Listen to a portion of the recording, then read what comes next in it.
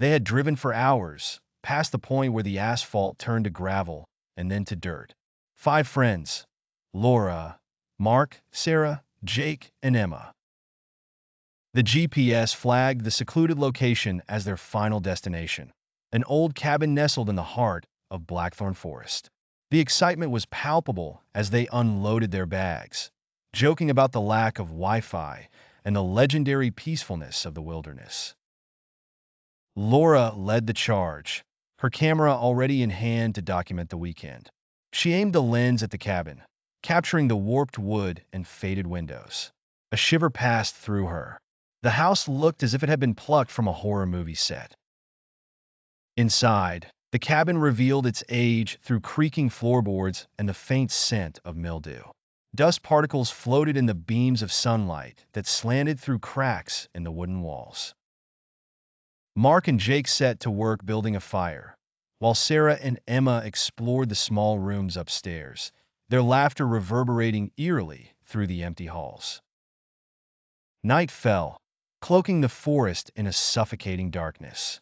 The fire crackled, casting dancing shadows. Laura reviewed photos on her camera, her brows furrowing at the last image, a shadow that seemed out of place.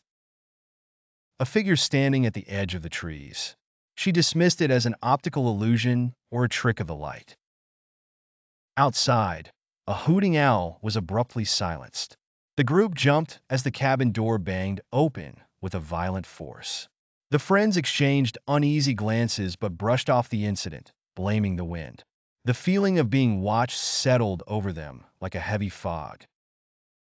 They decided to stick together, yet the uneasiness grew. Emma went to fetch more wood but didn't return.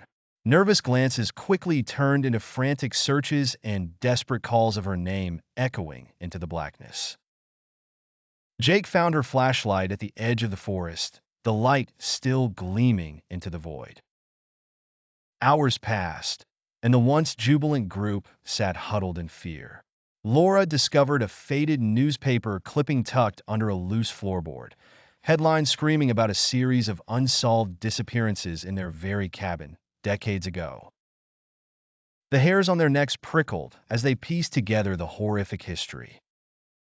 Strange sounds echoed within the walls, whispers and scratches, creating an oppressive atmosphere that threatened to swallow them whole. Panic set in as the night seemed to stretch into infinity. Just as the first light of dawn crept into the sky, they felt they could take it no longer. Jake ran out of the cabin toward the car, but froze in his tracks, his horrified scream shattering the early morning calm.